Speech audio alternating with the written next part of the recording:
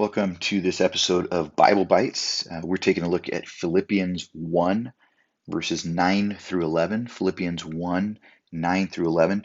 I'm going to read here. It says, "And it is my prayer that your love may abound more and more with knowledge and all discernment, so that you may approve what is excellent, and so be pure and blameless for the day of Christ, filled with the fruit of righteousness that comes through Jesus Christ to the glory and praise of God."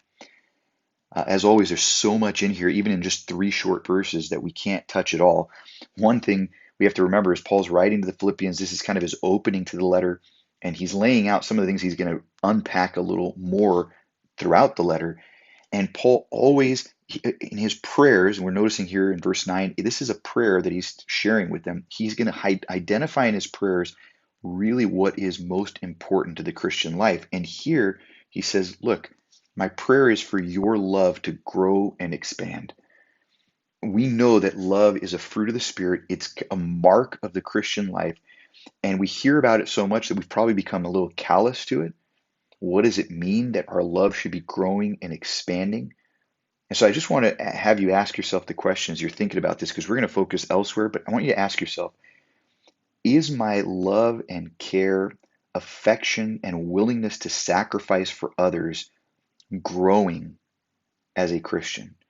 And if it's not, why not? What do we think is the obstacle there? Because love is to be abounding more and more. Notice how Paul says that there. It needs to abound more and more.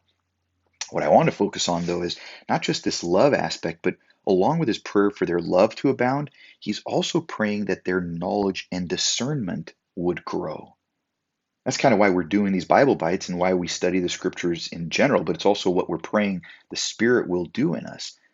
Paul wants their love to grow, but he also wants their knowledge, discernment, another word could be insight, to grow more and more.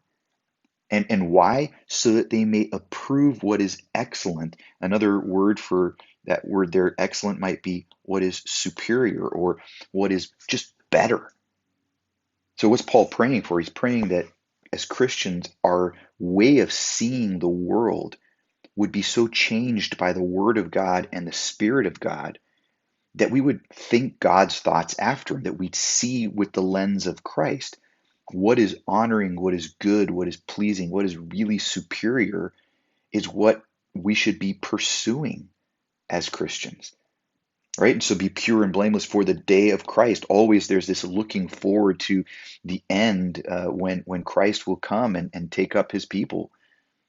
We know he's coming. And so really this makes me think about what pleases us, what gives us gratification and pleasure. Are we still seeing with worldly lenses and pursuing those things that really are empty and don't have any lasting weight to them? Or are we growing in knowledge, in insight, discernment, understanding, and so being able to see the world, whatever decisions are coming our way, whatever things are out there being thrown at us? I mean, think about Eve in the garden, right? She sees the fruit and she's like, oh, that looks good. Well, is that how we decide? Or is the Lord so changing our hearts that we have spiritual insight to know what really is superior and good so we could pursue those things, which are things of righteousness, and be ready when Christ returns? So, kind of two questions here. Do you realize that the Word of God is really trying to renew our entire way of seeing and feeling and thinking about things? And secondly, are we willing to pursue what we know is excellent and superior, even if it doesn't offer immediate gratification like the world pretends to offer?